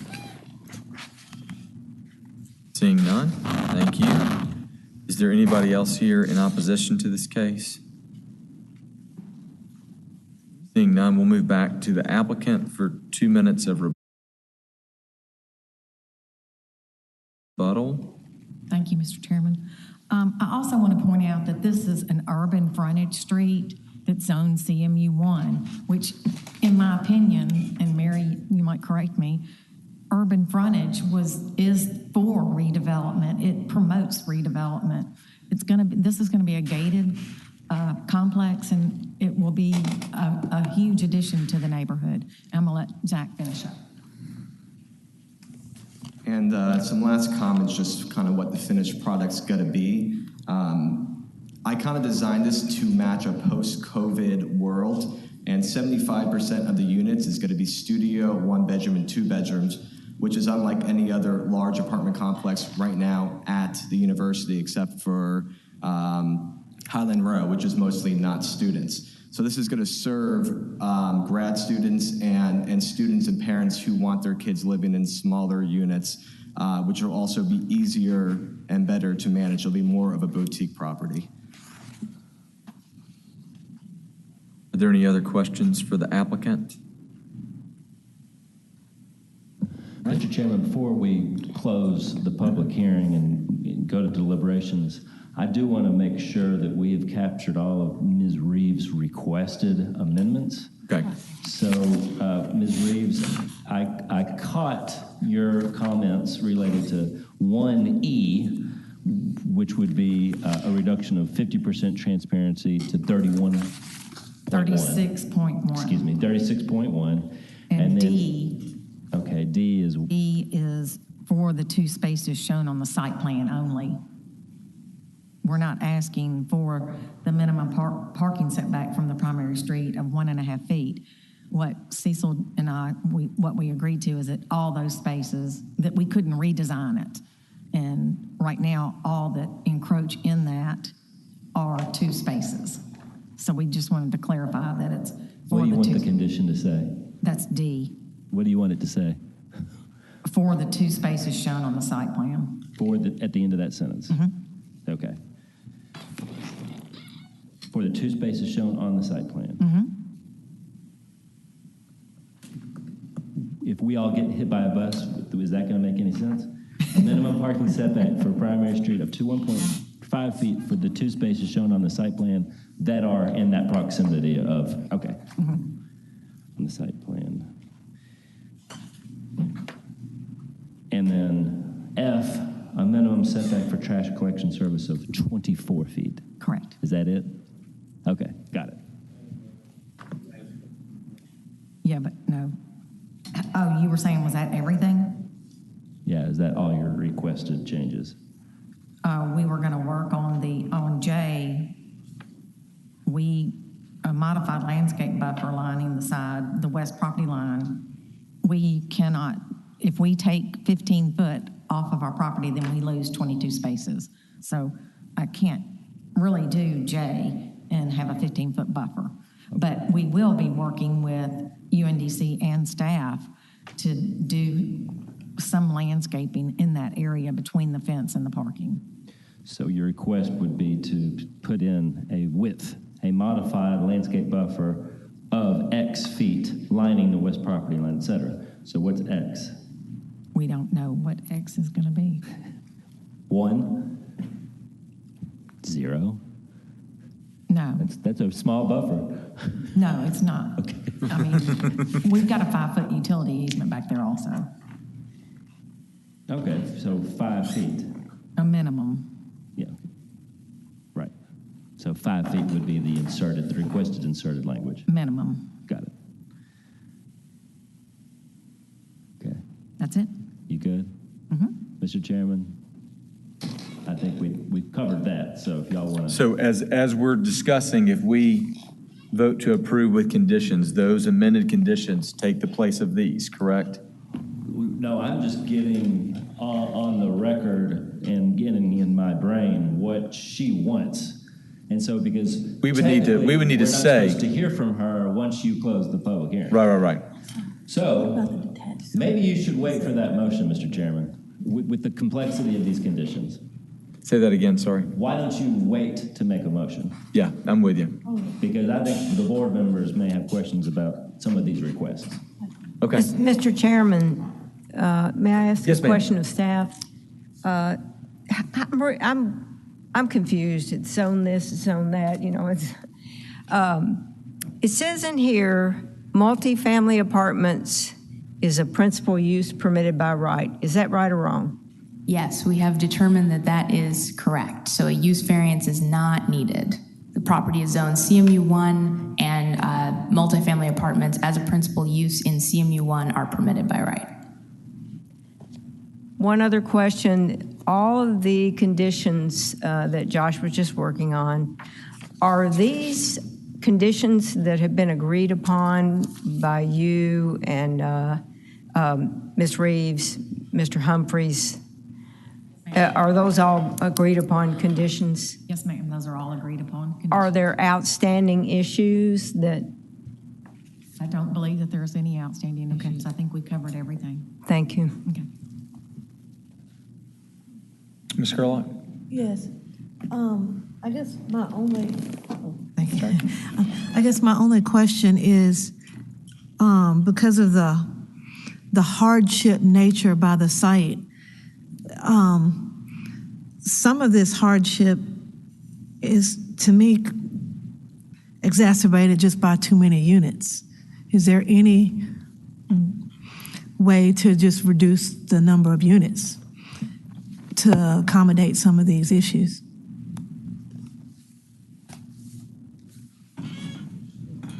The drainage ditch will still get in the way, even if we reduce, even if we go down to 3 floors and reduce the units, the drainage ditch is still in the way.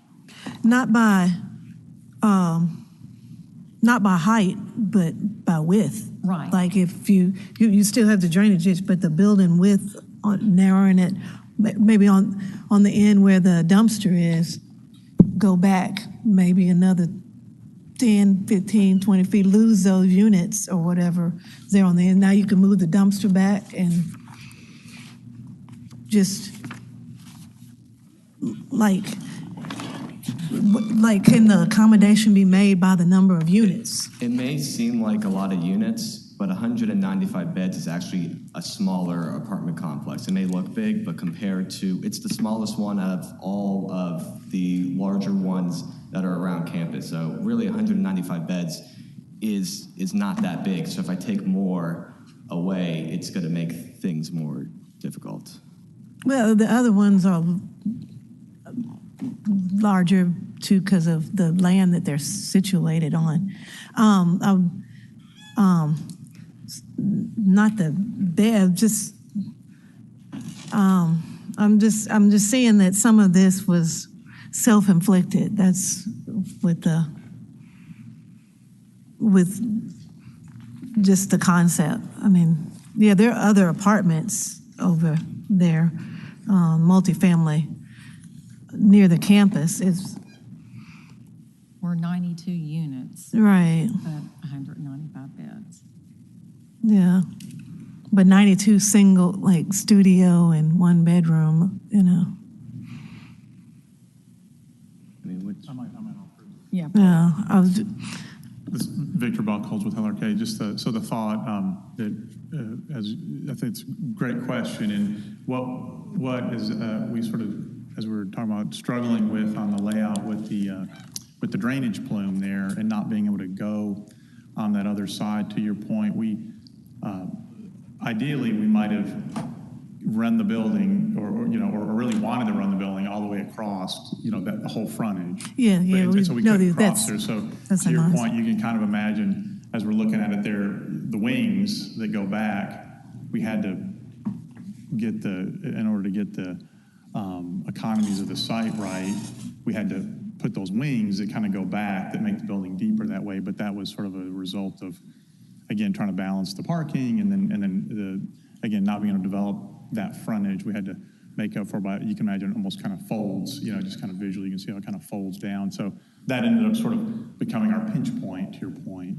So that's why everything got a little tight. But that's... Is there no way to do it similar to like the Stratum where they go deeper with parking, the underground? That would give you the, and then, now you've got some place to maybe contain the garbage more or the trash more on your site versus. Yeah, I think really the only, response I would have there is I think the economies of doing that with the underground parking is, of course, nobody wants to hear about cost, but of course it is super expensive to do that, and we could talk to that in a pro forma, but We've looked at it. yeah, it doesn't work. So it's kind of an economy thing in that sense. And then in addition, you have ramping, that getting down there and things like that ultimately end up kind of pinching you as well. So, but that's why we feel like, again, that from just an overall site configuration, that drainage swale really, it definitely compromised us on a lot of fronts. So that was our struggle with trying to figure out how we jump over that sort of literal hurdle. Okay. Mr. Jackson, do you have a question? Yeah. I want to make sure I understand what you said in your presentation. You stated that the city engineer for Memphis would not allow anything to be done to that east-west drainage flow. Now, before you answer me, when I mean anything, like you couldn't relocate it, you couldn't put it in a box culvert, you couldn't bridge it and put a road on top of it and drive through the structure. Nothing means nothing. Yes, sir. So I want to make sure he said nothing. He told me that he didn't want that we weren't going to talk about the ditch, that I couldn't build over it, and he didn't want me to drive over it. Because, we had numerous conversations with the city engineer's office. And driving over it, building a bridge would have been wonderful. Over because they want to be able to reach or access it. They Yeah. said no to the culvert. Say it again, They please. said no to the culvert because they wanted to be able to Access the ditch. to maintain it. We tried. That picture you showed me, nothing against you all, that picture you showed me didn't look like it was maintaining much of anything. No, it doesn't look like they're maintaining it. Yeah, that ain't helping. How wide is that at the top and at the bottom? Is that like 5 feet at the bottom and 9 at the top? How wide is it? Yes. It's about 10 feet wide, and we may have to actually widen it. The easement. The easement. Yeah, they're asking us to grant a 20-foot easement. And it flows in a west to east direction? No, east to west. East to west? Yeah. Thank you. And then it goes north-south at the rear of the property. Yes, yeah. All right, thank you. Are there any other questions? All right, hearing none, I assume y'all are ready to vote. So we need a motion to approve BOA 21-83 as conditioned by staff, including the changes that were spoken about with the transparency and the parking area. And I think there was one more we changed. Is that correct, Josh? 1D, to specify that it's only for the two spaces that are shown on the site plan that encroach that setback. 1E, change 50 to 36.1. 1F, change 5 feet for the trash collection setback to 24. And finally, 1J, to insert the words of a minimum 5 feet with regard to the buffer, the landscape buffer. Thank you, sir. Would somebody willing to make that motion? So moved. Second. Are being moved and seconded. Is there discussion? Yes. Mr. Jackson.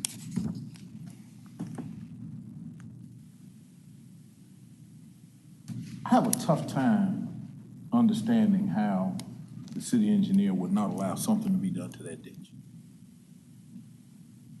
And with that ditch's configuration presently, yes, I can see how it proposes a hardship, no question. But if changes and modifications can be made to that particular drainage channel, then a better site plan could be accomplished. And I'll be very honest with you, I'm not a very big opponent of that site plan which we're looking at here today, which you all may not be either based on the conditions you're given.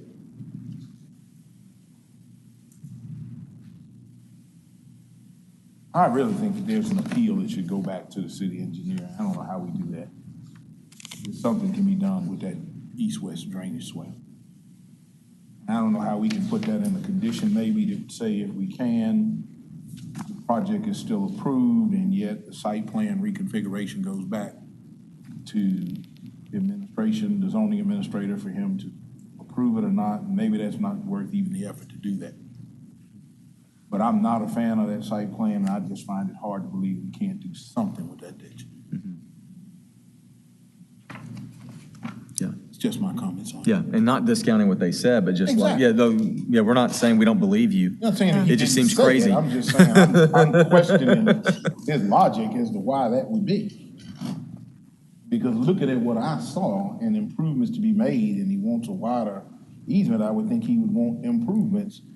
You know, again, from an economic perspective, not good for you, but the economic changes to it could make a better site plan and make a better development. And improve access. And improve access, And, exactly. right, for maintenance. Secretary, would you happen to have some magic words you could throw at that might help us out? Or are we out of luck on that one? Yeah, Carson.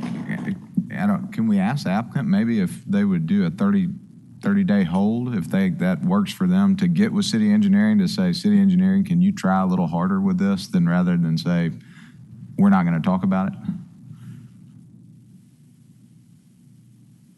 We would agree to that.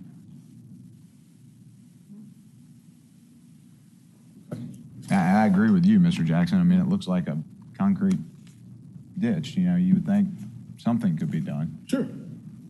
And just for so safety. Ms. Reeves, when she approaches city engineering, she has a good direction from this body, is the idea that the flume would be relocated or built over in such a way that the building can be maybe present a longer frontage along the road? Yes. Okay. Yes. Yeah. Question, could we have a representative from the city engineer's office at the meeting, the next meeting? If they say no. Right, Mary? We can ask and make sure to ask for next month, yes. Okay, so you would then, well, actually, Carson probably wouldn't mind making a motion to hold for 30 days. Yeah, I'd like to make a motion to hold this for 30 days so they can try to work something out with this drainage well with city engineering. So moved. Any discussion? All right, hearing none, assume you're ready to vote. All those in favor signify by saying aye. Aye. Any opposed? No. Well, the hold carries. Hopefully that'll work some stuff out on that. I know that nobody likes having their project put further back, but it should make a better project, and maybe with us wanting to hear from city engineering, maybe they'll think about it. So thank y'all for coming down, and we'll see y'all hopefully in 30 days. Thank you, and we Yeah. appreciate you letting the city engineer Yeah, know this. appreciate that. And then, do we have any announcements, Mr. Secretary? No, sir.